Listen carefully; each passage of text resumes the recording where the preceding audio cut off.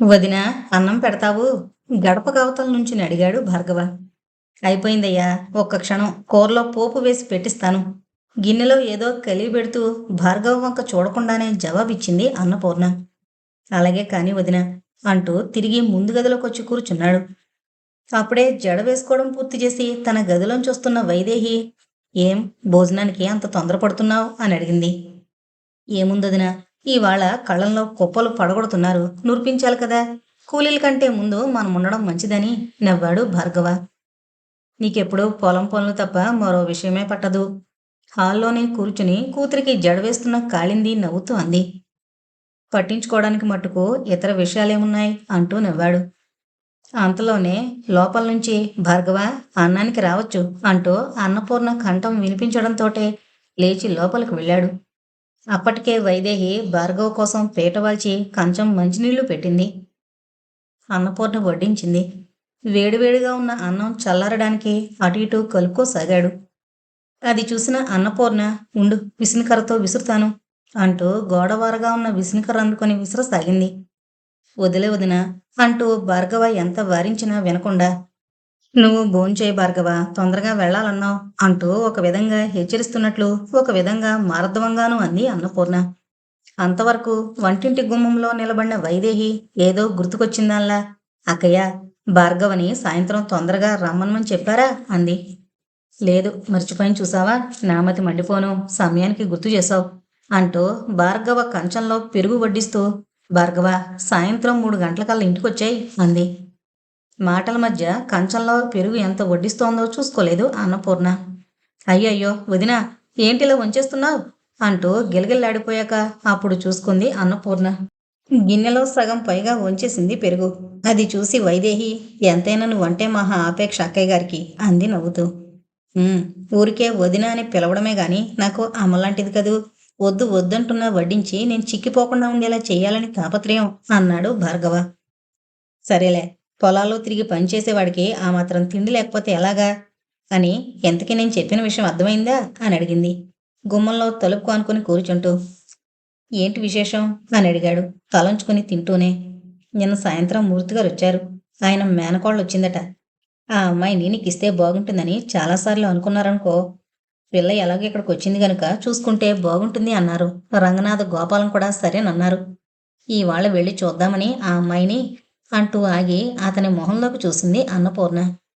భార్గవ మాట్లాడలేదు, మౌనంగా భోజనం చేస్తున్నాడు.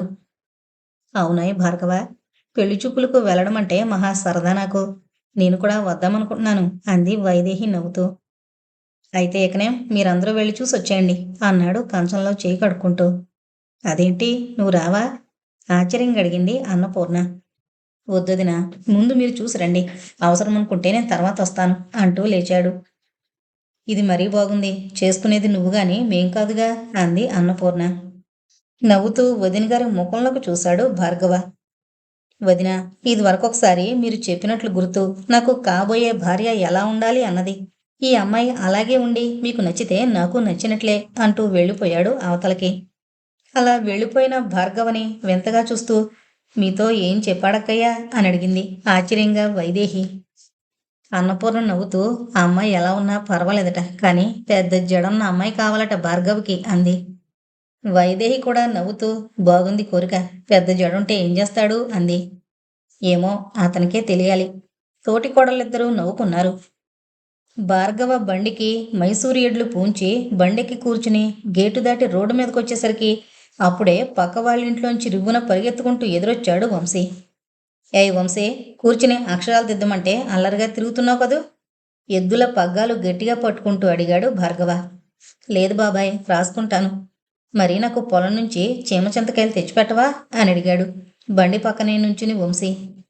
ఓ అలాగే, కానీ నువ్వు బాగా రాసుకుంటేనే తెచ్చిపెడతాను అంటూ బండిని ముందుకు తోలుకుపోయాడు భార్గవ. వంశీ లోపలకు పరుగు తీశాడు. అది రాయలసీమలో అటు పట్నము ఇటు పల్లె కాని ఊరది. ఆ ఊళ్ళో గోవిందయ్య పెద్ద భూస్వామి, పెద్ద కుటుంబీకుడును. ఆయనకు 4 కొడుకులు, ఆడపిల్లలు లేరు. అన్నపూర్ణ ఆ ఇంటి పెద్ద కోళ్ళు. ఆమె భర్త నరసింహం ఎక్కువ చదువుకోలేదు. అందుకే తండ్రితో పాటే వ్యవసాయ పనుల్లో తిరుగుతుండేవాడు. తండ్రి పోయాక అది తప్పనిసరైంది. రెండోవాడు రంగనాథ్, అతని భార్య కాళింది. కాళింది కాపురానికొచ్చిన 2 సంవత్సరాలకే గోవిందయ్య దంపతులు చనిపోయారు. అప్పటి నుండి ఆ ఇంటి యజమానులుగానే వ్యవహరించారు నరసింహం దంపతులు. రంగనాథ్ పశువుల డాక్టర్గా 2, 3 ఊళ్ళలో పనిచేసి కావాలని తమ ఊరు వేయించుకున్నాడు. రంగనాథ్కి ఇప్పుడు 2 పిల్లలు. మూడో అతను గోపాలం ఆ ఊరి పోలీస్ స్టేషన్లో ఎస్ఐగా ఉంటున్నాడు. తండ్రి పోయాక నరసింహమే గోపాలం వివాహం చేశాడు. వైదేహి గ్రాడ్యుయేట్. 4వ వాడు భార్గవ. అతనింకా అప్పటికి చదువుకుంటున్నాడు. అతని చదువుకయ్యే ఖర్చంతా గోపాలమే పెట్టుకున్నాడు. అందరూ ఉమ్మడిగానే ఉండేవారు. నరసింహం, భార్గవ పోలికల్లో ఒకలా ఉండేవారు. మాట తీరు, మనిషి తీరు అచ్చుగుద్దినట్లుంటారు. మళ్ళీ గోపాలం, రంగనాథ్ పోలికలే వేరు. నరసింహానికి చిన్న తమ్ముడంటే విపరీతమైన ప్రేమ, వాత్సల్యాలుండేవి. అన్నపూర్ణకి మరిదంటే తగని అభిమానం, అనురాగం. అతనినో పెద్ద కొడుగ్గా చూసుకుంటుంది. ఓ రోజు నరసింహం చీకటి పడి పొలం నుంచి తిరిగొస్తూ ఏదో పురుగు ముట్టుకుని హఠాత్తుగా మరణించడంతో అన్నపూర్ణ జీవితం అంధకార బొందురమైంది. అన్నగారి మరణంతో 3 అన్నదమ్ములు డీలా పడిపోయారు. ఎంతో సమర్థవంతంగా ఇంట్లోనూ బయట కూడా అన్ని పనులు నిర్వహించే అన్నగారు పోవడంతో అన్నదమ్ములు ముగ్గురికి కుడిచెయ్యి విరిగిపోయినట్లుగా అనిపించింది. తండ్రి పోయేనాటికి వంశీకి 7 ఏళ్లు. ఆ తర్వాత అన్నపూర్ణకు మళ్ళీ పిల్లలు కలగలేదు. అయితే ఎవరూ ఊహించని, అనుకోని విషయం ఏంటంటే నరసింహం పోయిన నెల రోజులకే అన్నపూర్ణ గర్భవతి అన్న విషయం తెలిసి ఇంట్లో అందరూ విస్మయం చెందారు, బాధపడ్డారు. తన దుస్థితికి అన్నపూర్ణ మరీ కుమిలిపోయింది. అప్పుడు భార్గవే ఎన్నో రకాలుగా వదిన గారిని ఓదార్చాడు. భర్త పోయాక లోకానికి మొహం చూపడానికి సిగ్గుపడింది చాలా రోజులు అన్నపూర్ణ. అయితే వైదేహి, గోపాలం, భార్గవ ఊరుకోలేదు. ఇందులో మీ తప్పే ఉంది, ఎందుకలా సిగ్గుపడ్డం, విధిలిఖితాన్ని తప్పించడం ఎవరితరం అంటూ రకరకాలుగా అనునయించేసరికి దుఃఖాన్ని కొంత మింగుకోగలిగింది. నిజమే, ఇది తన దురదృష్టం. చేయగలిగిందేముంది? మెల్లమెల్లగా భర్త వియోగాన్ని తనలో దాచుకుని తిరిగి మామూలు మనిషి కాగలిగింది. అయితే బయటికెళ్ళి పొలం వ్యవహారాలు చూడ్డానికి రంగనాథ్కి గాని గోపాలంకి గాని ఉద్యోగ బాధ్యతల్లో తీరుకున్నదు. పైగా వాళ్ళకి వ్యవసాయ విషయాలు కూడా అంతగా తెలియవు. అన్నగారు పోయాక చదువు పూర్తి చేసుకుని ఇంటి దగ్గరే ఉన్న భార్గవ ఏవో 1, 2 ఉద్యోగాలకు అప్లై చేశాడు. ఆ తర్వాత వాంటెడ్ కాలమ్స్ తిరగేస్తూ అప్లికేషన్లు పడేస్తూ ఎప్పుడో ఏదో ఇంటర్వ్యూలు వస్తాయని ఎదురు చూస్తుండడం అర్థం లేని పనిగా అనిపించింది. అందుకే మరి ఏ ఉద్యోగానికి ప్రయత్నించలేదు భార్గవ. వ్యవసాయం చేయడమే ఉత్తమం అనిపించడమే గాక ఆ అవసరం చాలా ఉందనిపించింది. వ్యవసాయమే తన ఉద్యోగంగా స్వీకరించాడు భార్గవ. అందుకు రంగనాథ్, గోపాలం కూడా అడ్డుపెట్టలేదు. కౌలుకిస్తే సగం గింజలు మాత్రం ఇంటికి చేరతాయి. స్వంత వ్యవసాయం కష్టమే అయినా ఫలితం ఎక్కువగా అనుభవించొచ్చు. సంవత్సరం పొడుగునా తిండి గింజలుంచుకుని మిగతావి ఏదో రకంగా వాడుకోవచ్చు. రాత్రి పగలు ఆ పొలాల్లో కష్టపడి వ్యవసాయంలో అనేక రకాల కొత్త మెళుకువలు తెలుసుకుని ఆచరణలో పెట్టి ఫలసాయం మునుపటి కంటే ఎక్కువ పెంచాడు భార్గవ. ఇప్పుడు చుట్టుపక్కల చేలల్లో అధిక దిగుబడి వచ్చేది భార్గవ పొలాలే. వంశీకి ఎక్కువగా భార్గవ దగ్గర చనువు. తీరిక సమయాల్లో వాడికి అక్షరాలు నేర్పుతూ కాకమ్మ కబుర్లు చెబుతుండేవాడు. ప్రతిదినం వంశీ భార్గవ పక్కలోనే పడుకుని చక్కని కథలు, కాకమ్మ, చిలకమ్మ కబుర్లు చెప్పించుకుంటాడు. అందుకని వంశీకి భార్గవ బాబాయ్ అంటే పంచప్రాణాలు. ఇంటి దగ్గర ఉన్నంతసేపు ఒక్క క్షణం కూడా భార్గవ్ని వదిలిపెట్టడు. భార్గవ అంతే. అది కాళిందీకి నచ్చదు. అదొక్కటే కాదు, కాళిందీకి నచ్చనివి చాలా ఉన్నాయి. తన పిల్లల కంటే ఎక్కువగా వంశీని చేరతీస్తాడని భార్గవపై కోపం. నిజానికి భార్గవక పక్షపాతం లేదు. ఎప్పుడైనా పిలిచినా వాళ్ళు భార్గవ దగ్గరికి రారు. భార్గవ పిలిచినా వెళ్ళదని కాళింది పిల్లలకు బాగా బోధించింది. వాళ్ళు అక్షరాల తల్లి మాటను పాటిస్తారు. 1కి 10 సార్లు పిలిచినా చనువుగా దగ్గరకు రాని వాళ్లను ఎవరు మట్టుకు ఎక్కువగా చేరదీయగలరు? అసలు కాళిందీకి ముఖ్య కోపకారణం మరొకటుంది. అన్నదమ్ములందరూ ఉమ్మడిగా ఉండడం ఆమెకిష్టం లేదు. అటు పట్నము, ఇటు పల్లె కాని ఆ ఊర్లో ఏ వినోదము లేకుండా, స్వేచ్ఛ లేకుండా తోడి కోడల మధ్య ఉండడం ఆమెకిష్టంగాని విషయం. భర్త తెచ్చే జీతంలో తన సంసారం ఏ పట్నంలోనూ స్వతంత్రంగా స్వేచ్ఛగా ఉండాలి అన్నది ఆమె ఆశయం. ఆ అయిష్టతను నరసింహం ఉన్నప్పుడే భర్తతో 2, 3 సార్లు అంది, ఆస్తి పంచుకుని వేరుగా ఉందామని. కానీ రంగనాథ్ అన్నగారి మీద ఉన్న గౌరవం వలనైతేనేమి, వేరుగా ఉండడంలో కొన్ని నష్టాలు ఉండడం వలనైతేనేమి భార్య మాటల్ని లెక్క చేయలేదు. ఆ విషయం కాళింది మాటల్లోనూ చేతల్లోనూ చాలాసార్లు వ్యక్తం చేసినా పట్టించుకోలేదతను. పైగా ఇంటి పెత్తనం అన్నపూర్ణమ్మదవడం మరొక బాధగా ఉండేదామెకు. మరుదులు ముగ్గురు చాలా విషయాల్లో పెద్ద వదిన గారి సలహాలు తీసుకోవడం, ఇంట్లోనూ బయట కూడా పెట్టుపోతలన్నీ అన్నపూర్ణమే అవడం, కాళిందికి కడుపు మంటగా కారం రాస్తున్నట్లుగా ఉండేది. ఇరుగు పొరుగు, దొడ్లో పాలేళ్ళు అందరూ అన్నపూర్ణమ్మ తల్లి అంటూ అన్నపూర్ణమ్మని ఆకాశానికి ఎత్తడం భరించడానికి బాధగా ఉంటుంది కాళిందికి. పెద్ద వదిన అంటూ భార్గవ అన్నపూర్ణకి ఎక్కువ గౌరవ మర్యాదలు ఇవ్వడం కూడా ఆమెకు నచ్చని విషయం. వైదేహి స్వభావమే వేరు. తోటి కోడళ్ళిద్దరికన్నా ఎక్కువ చదువుకుంది, అందంగా ఉంటుంది. అన్నపూర్ణ అంటే ఆమెకు తగని అభిమానం. భార్గవ తనని మన్నిస్తూ వదినగారు అని మొదట్లో పిలుస్తుంటే, అలా పిలవకు భార్గవ, నీకంటే చిన్నో పెద్దో తెలీదు గాని అన్నయ్య భార్యగా వదిన అని పిలువు చాలు అంది వైదేహి చనువుగా. ఏ విషయమైనా ఉత్సాహంగానూ చనువుగానూ సరదాగానూ మాట్లాడుతుంది వైదేహి. భార్గవ కబుర్లలో పడ్డాడంటే కాలం తెలియకుండా కరిగిపోతుంది. వాళ్ళ కబుర్లలో దొరలని విషయమంటూ ఉండదు. వియత్నాం యుద్ధం నుంచి వంటింట్లో వంకాయ కూర వరకు అన్ని విషయాలు చోటు చేసుకుంటాయి.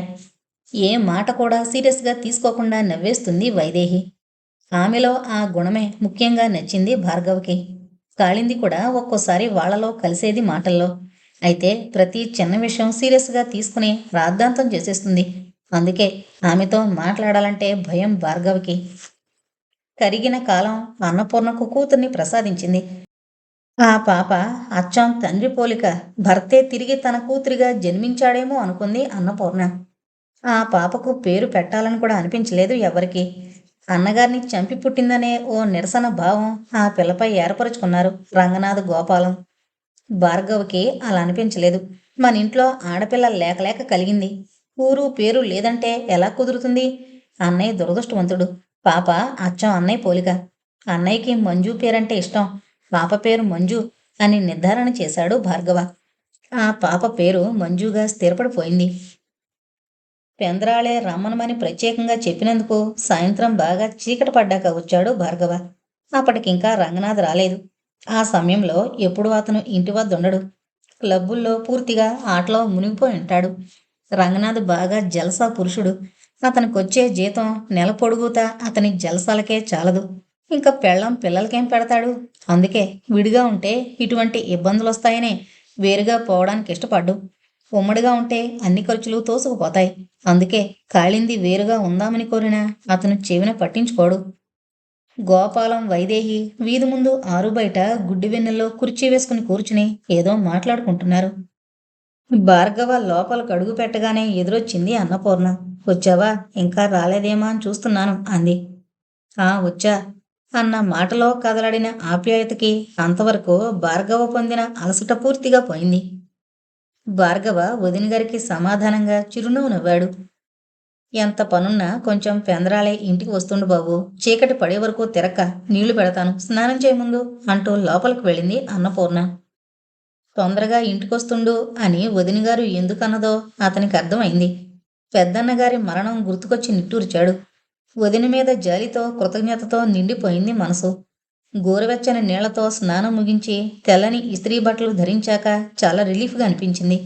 అన్నపూర్ణ అతనికి భోజనం వడ్డించింది. అందరి భోజనం అయిందా వదిన అని అడిగాడు భార్గవ పీటపై కూర్చుంటూ. ఏడి, రంగనాథ్ ఇంకా రాలేదు. కాళింది అతను ఉన్నారు.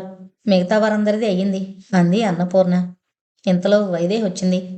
పెళ్లి కూతుర్ని చూసొచ్చాం భార్గవ అంది గడప మీద కూర్చుంటూ. అన్నాడు ముక్తసరిగా, తనకు సంబంధించిన విషయం కాదన్నట్లుగా. ఎలా ఉందని అడగవేం అంది మళ్ళీ తనే. ఎలాగో మీరు చెబుతారు కదా అని. భార్గవ వైదేహి ముఖంలోకి చూసి నవ్వుతూ అన్నాడు. చూసావక్కయ్య నెరపరతనం అంది అన్నపూర్ణమ్మకు చూస్తూ వైదేహి. భార్గవ కంచంలో మరి కొంచెం కూర వేస్తూ, ఆ అమ్మాయి మరీ కురిపి కాదు గాని నాకు నచ్చలేదు భార్గవ. బాగా మెల్లకన్ను. ఏదో కట్న కానుకలు ఘనంగా ఇస్తానన్నారు గాని నీకు తగిన పిల్ల కాదు అంది అన్నపూర్ణ. భార్గవ తేలిగ్గా శ్వాస తీసుకున్నాడు. వైదేహికి అన్నపూర్ణ మాట నిజమేననిపించింది. మంచి బలమైన శరీర సౌష్ఠవంతో, పొలం పనులతో కండలు తీరి, మంచి ఆజానుబోహువయ్యి, దవడలు ముక్కు చెక్కినట్లు తీరుగా ఉన్నట్లుండి అందంగానూ ఆరోగ్యంగానూ కనిపించే భార్గవ ముందు మెల్లకన్నుతో, జానెడు జడతో, నల్లగా పొట్టిగా ఉన్న ఆ అమ్మాయి ఎందుకు పనికిరాదు. నిజంగా భార్గవ కోసం ఏ అదృష్టవంతురాలు పూజలు చేస్తుందో అనుకుంది వైదేహి. ఆ మరుసటి రోజు సాయంత్రం ధాన్యం ఇంటికి తోలుకొచ్చాడు. బస్తాలన్నీ వీధి అరుగు మీద వేయించాడు భార్గవ. విశాలమైన అరుగు క్షణంలో వడ్ల బస్తాలతో నిండిపోయింది. బళ్ళవాళ్ళని పంపి స్నానం కానిచ్చి భోజనానికి కూర్చునేసరికి చాలా పొద్దుపోయింది. భోజనం చేస్తుంటే హాల్లో ఎవరిదో కొత్త గొంతు వినిపించింది భార్గవ్కి. క్షణం ఆలకిస్తున్నట్టుగా ముఖం పెట్టాడు. అది గమనించిన అన్నపూర్ణ, అన్నట్లు చెప్పడం మరిచిపోయాను. సాయంత్రం వైదేహి పినతల్లి కూతురట. మద్రాసు మెయిల్కొచ్చింది. వైదేహి ఆ అమ్మాయి అలా తోట వరకు వెళ్ళొస్తామన్నారు. వచ్చినట్లున్నారు అంది.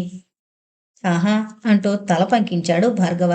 భోజనం కానిచ్చి వీధిలోకి వచ్చేసరికి ఆరు బయట వెన్నెల్లో కుర్చీల్లో వైదేహి, ఆమె పినతల్లి కూతురు వారికి కొంచెం ఎడంగా మంచం మీద కూర్చుని గోపాలం కబుర్లు చెప్పుకుంటున్నారు. భార్గవని చూడగానే, రారా, మరీ ఈ వ్యవసాయం కాదు గాని తూర్పు తెల్లవారకుండా వెళ్ళి ఊరంతా మోటుమణిగాక వస్తున్నావు. మనిషివి కనిపించడం గగనమైపోయింది అంది వైదేహి నవ్వుతూ. భార్గవ వెళ్ళి గోపాలం పక్కన మంచం మీద కూర్చున్నాక, మా పిన్ని కూతురు సాయంత్రం మేలుకొచ్చింది మద్రాసు నుంచి అని మా మరిది అంటూ భార్గవని ఆమెకు పరిచయం చేయబోతుంటే, ఆ తెలిసింది తెలిసింది. కృషి పండిట్ అవార్డు కోసం కృషి చేస్తున్న కృషి వలుడు ఈయనేనన్నమాట అందామె సన్నగా నవ్వుతూ. ఆమె చనువుగా అన్న ఆ విసురు భార్గవ్కి బాగానే తగిలింది. అవునవును, ఎంతకీ తమరేం అవార్డు కోరి ఎందులో కృషి చేస్తున్నారో తెలిపితే సంతోషిస్తాం అన్నాడు. వైదేహి, గోపాలం గట్టిగా నవ్వేశారు. భార్గవ్ కూడా నవ్వుతూ ఆ వెన్నెల్లో ఆమెను పరికించి చూడసాగాడు. చూసి చూడనట్లుగా చూస్తూ, భలే అన్నావురా భార్గవ, ఇందాకటి నుంచి నన్ను ఒంటరివాణ్ణి చేసి ఆడించేస్తున్నారు అక్కా చెల్లెళ్ళు అన్నాడు గోపాలం. గోవిందా గోవింద, ఏమే అరవిందా, అన్నదమ్ములిద్దరూ ఒకటయ్యారు, మనం జాగ్రత్త పడాలి వైదేహి అరవిందతో అంది. అమ్మయ్య, అమ్మాయి గారి నామధేయం అరవింద అని అవగతమైంది. అలాగే కృషి చేస్తున్నదేమిటో కూడా తెలిపితే. భార్గవ్ మాట పూర్తి కాలేదు. ఎందుకో నీకంత ఆతృత నవ్వింది వైదేహి. ఆతృత ఏముంది, సహజంగా కొత్త వాళ్ళు పరిచయం అయితే ఏం చేస్తున్నారో ఏం చదువుతున్నారో పేరేంటో తెలుసుకోవాలన్న కుతూహలం అందరికీ ఉంటుంది. భార్గవని సమర్థించాడు గోపాలం. అయ్యో రామా, సిగపట్ల వరకు వెళ్ళకండి బావగారు అంటూ భార్గవ్తో, చూడండి, మీ పేరు భార్గవ్ అనుకుంటాను. అనుకుంటానేంటి, ఖచ్చితంగా అదే. ఎందుకంటే ఇక్కడికి వచ్చాక అప్పుడేం మా వైదేహి జోరీగల మీ పేరు నా చెవి దగ్గర 100 సార్లు అంటే అసహజంగా ఉంటుందేమో ఓ 50 సార్లన్నా అంది. నా పేరు మీరు విన్నారు. ప్రస్తుతం ప్రీవియస్ ఎంఏ అవుతోంది మా పెద్దమ్మ కూతురు వైదేహి. దాని పెళ్లి టైంలో నాకు 156 డిగ్రీల జ్వరం. మధ్యలో పకపక నవ్వాడు భార్గవ. తెల్లబోయి చూసింది అరవింద. 156 డిగ్రీల జ్వరమే, బాపురే, భలే వింతగా ఉంది. పైకి టపా కట్టకుండా ఎలా ఉన్నావోయ్ వింతగా అడిగాడు గోపాలం. అప్పుడు గాని తను ఏమందో అర్థం కాలేదు అరవిందకు. నలుగురు తిరిగి గట్టిగా నవ్వుకున్నారు ఒక్కసారిగా. తర్వాత, సారీ ఫర్ మై మిస్టేక్ అంటూ, అదే జ్వరంతో ఉండి రాలేకపోయాను. ప్రస్తుతం ఇప్పుడు సెలవులు కదా అని చూసిపోదామని వచ్చాను అంటూ అప్రయత్నంగా వెనక నుంచి జడ ముందుకొచ్చేలా తల విసిరింది. వెన్నెల్లో ఆమెను పరీక్షగా చూస్తున్న భార్గవ అలా ముందుకొచ్చి పడిన జడం చూసి చూపు తిప్పుకోలేకపోయాడు. 2 గుప్పిళ్ళు కలిసినంత లావు, బారెడు, పొడుగున్న ఆ జడం చూసి ఇదంతా స్వంతమా అద్దె జడా అనుకున్నాడు. కోలగా ఉన్న ఆ తెల్లని ముఖంలో నల్లని విశాలమైన కళ్ళు మిలమిల్లాడుతున్నాయి. ఇంతలో ఎక్కడో పెద్ద బండరాతి మీద డబ్బారెక్కుతో గీకుతున్నట్లు బరబరమంటూ వినిపించింది. ఆ శబ్దం ఆ ఇంటికి ఫర్లాంగు దూరంలో ఉన్న కొండల వైపు నుంచి రావడం గమనించిన అరవింద, ఏంటది అంది. ఆ ఏమీ లేదులేండి, పెద్ద పులి అరిచినట్లుంది అన్నాడు సామాన్యంగా భార్గవ. అతనలా అంత సామాన్యంగా చెబుతున్నా, బాబోయ్ పెద్ద పులే అంటూ అదిరిపడి ఒక్క ఉదుటున వైదేహి దగ్గరకు పరిగెత్తింది. అదేంటే ఆశ్చర్యంగా అంది వైదేహి అరవింద చేతులు పట్టుకుంటూ. పెద్ద పులంటే అంత భయమా నీకు? గోపాలం నిదానంగా అన్నాడు. అరవింద కళ్ళు ఆల్చిప్పల్లా చేసి చూసింది. ఆమెకు ఒక్క క్షణం మాట రాలేదు ముందు. అరవింద భయపడిందని గ్రహించిన వైదేహి, ఇలా కూర్చోవే ముందు అంటూ తను లేచి ఆ కుర్చీలో అరవిందను కూర్చోబెట్టింది. ఇంకా ఆ కొండల్లోంచి పెద్ద పులి అరుపు వినిపిస్తూనే ఉంది. అంతకంతకు దూరం అవుతోంది అరుపు. ఆ పులి ఇటు రాదు? చాలాసేపటికి ప్రశ్నించింది అరవింద. ఆమె భయానికి మిగతా ముగ్గురు నవ్వుకున్నారు. వైదేహి అంది, అది ఇటెందుకొస్తుంది పిచ్చిమొఖమా? ఆ కొండల్లో ఎప్పుడైనా తిరుగుతూ ఉంటుంది. రాత్రుల్లో ఆహారం కోసం వెతుక్కుంటూ అలా అరుస్తూ ఉంటుంది. ఊళ్ళోకి మనుషులుండే చోటుకి ఎందుకొస్తుంది? ఎవరు చెప్పారు నీకు రాదని? రాక రాక మన ఇంటికి కొత్త చుట్టం వస్తే వచ్చి పలకరించి పోకుండా ఉంటుందా? గోపాలం అన్నాడు. బాగుంది. భయపడే వాళ్ళని భయపెట్టడం ఏమిటి? అంది వైదేహి. అసలు పెద్ద పులి అనగానే అంత భయపడ్డం దేనికి? అన్నాడు గోపాలం. అయ్యా బావగారు, మా ఊళ్ళో ఎక్కడో జూలో తప్ప అటువంటి భయంకర జంతువులు కంటపడవు. ఇక్కడేమో ఆవులు దూడలు తిరుగుతున్నట్టు తిరుగుతున్నాయంటే భయం కాదు. మేము మామూలు మనుషుల మధ్య తిరిగే అతి సామాన్య మానవులం బావగారు. అయితే మేం జంతువుల మధ్య తిరిగే జంతువులమంటారా? భార్గవ్ అడిగాడు. ఆహా, అలాని నేనన్నానా? ఏమే వైదేహి? అరవింద్ అంది వైదేహితో. కాదుగాని అరవింద, మనం రామాయణంలో చదువుకున్నాం, వింటుంటాం కూడా, దండకారణ్యమని. ఆ కాలం నాటి దండకారణ్యమే ఈ రాయలసీమలోని కొన్ని ప్రదేశాలని అంటారు. ఇటుపక్కంతా కొండలు కోనలు అరణ్యాలు ఎక్కువ.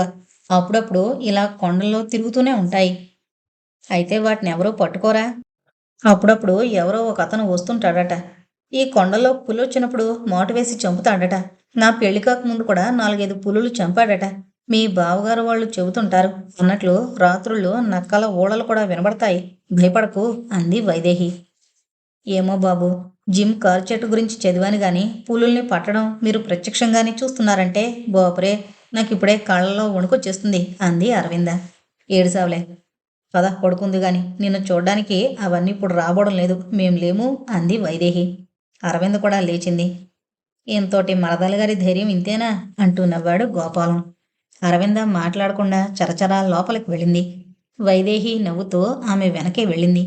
గోపాలం భార్గవ ఏవో వ్యవసాయ విషయాలు మాట్లాడుకుంటూ మరికొంతసేపు అక్కడే కూర్చున్నారు. మరుసటి రోజు ఉదయం తొందర పనులేమీ లేకపోవడంతో బాగా ఎండెక్కాక నిద్రలేచాడు భార్గవ. ముఖ ప్రక్షాళనం కోసం దొడ్లోకి వెళ్ళేసరికి నూతి దగ్గర కనిపించిన దృశ్యం ఒక క్షణం అతన్ని నిలిపివేసింది. అప్పుడే తలకు స్నానం చేసినట్లుంది అరవింద. మోకాళ్ళ వరకు జీరాడుతున్న జుట్టును లేత ఎండలో ఆరబెట్టుకుంటోంది. ఆ నల్లని ఒత్తైన శిరోజాల వెనక తను దాక్కున్నా కనిపించనేమో అనిపించింది ఒక క్షణం భార్గవకి. భార్గవని చూసి పలకరింపుగా నవ్వింది అరవింద. భార్గవ్ కూడా సన్నగా నవ్వుతూ, అప్పుడే మీ అభ్యంగన స్నానం కూడా అయినట్లుందే అన్నాడు చనువుగా. అవును, నిన్నల్లా ట్రైన్లో ప్రయాణం కదా, తలంతా దుమ్మురేగింది అంది నవ్వుతూ. అతను మొహం కడుక్కుంటుంటే పక్కగా నుంచుని అతన్ని పరికించి చూడసాగింది. ఓ పక్క నుంచి చూస్తుంటే చెక్కినట్లు తీరుగా ఉన్న అతని చెంపలు ముక్కు చూసి వైదేహి అన్నట్లు ఇతను అందగాడే అనుకుంది. అప్పుడే ఏదో వింత కనుగొన్నట్లు. భార్గవ ముఖ ప్రక్షాళనం కానిచ్చి వెనక్కి తిరిగేసరికి తన వంకే చూస్తున్న అరవిందం చూశాడు. అతనిలా తిరిగేసరికి చూపులు తిప్పేసుకుంటూ నూతి పక్కగా విరగబూసున్న మందార చెట్టును చూస్తూ నుంచుంది. అలా వెనక్కు తిరిగిన అరవింద వెనక భాగం ఎంతో సుందరంగా కనిపించింది. ఆ క్షణంలో అరవింద అతని కళ్లకు బాపు బొమ్మలా కనిపించింది. విరబోసిన జుట్టు వీపంతా ఆవరించుకునుంది. ఆ దృశ్యాన్ని పైనున్న తువ్వాల్తో మొహం తుడుచుకుంటూ క్రీగంటతో చూస్తున్నాడు భార్గవ. ఇదిగో భార్గవ, కాఫీ చల్లారిపోతుంది అంటూ దొడ్డిగుమ్మంలో నిలబడి పిలిచిన వైదేహి పిలుపుకి ఉలిక్కిపడి, ఆ వస్తున్నాను వదినా అంటూ కదిలి ఆమె చేతిలో గ్లాస్ అందుకుని లోపలికి వెళ్ళిపోయాడు. భార్గవ హాల్లోకొచ్చేసరికి అంతవరకు ఎక్కడున్నాడో ఏమో. వంశీ రువ్వున పరిగెత్తుకునొచ్చాడు. బాబాయ్, నాకు ఇంగ్లీష్ పాఠం చెబుతానన్నావు, ఇవాళ నేర్పు అన్నాడు హఠం చేస్తున్నట్లుగా. 2, 3 రోజులుగా వంశీకి పాఠాలు చెప్పడమే లేదు. వంశీ అడుగుతూనే ఉన్నాడు రోజు. పొలం పనులతో సతమతమవుతున్న భార్గవకి వంశీని దగ్గర కూర్చోబెట్టుకుని పాఠాలు నేర్పించే తీరిక లేకపోయింది. వైదేహి చెబుతానంటే వద్దు పొమ్మన్నాడు. అలాగే, మరి పలక బలపం పుస్తకాలు తెచ్చుకో అన్నాడు కుర్చీలో కూర్చుంటూ. రయ్యిన పరిగెత్తుకు వెళ్ళి అదే వేగంతో తిరిగొచ్చాడు వంశీ అవి పుచ్చుకుని. వాడికి ఇంగ్లీషు అక్షరాలు రాసిచ్చి దిద్దమన్నాడు. అంతలో గునగున నడుస్తూ వచ్చి భార్గవ కాళ్లకు చుట్టుకుంది మంజు. అమాంతం దాన్ని 2 చేతులతో ఎత్తుకుని ముద్దు పెట్టుకున్నాడు భార్గవ. అప్పుడే అటుగా వచ్చిన అరవింద, మంజు అంతా మీ పోలికే అంది నవ్వుతూ. నా పోలిక అంటూ ఆశ్చర్యపోయాడు భార్గవ. తర్వాత అయ్యుండొచ్చు, పినతండ్రి పెత్తండ్రి పోలికలు కూడా వస్తాయేమో అన్నాడు.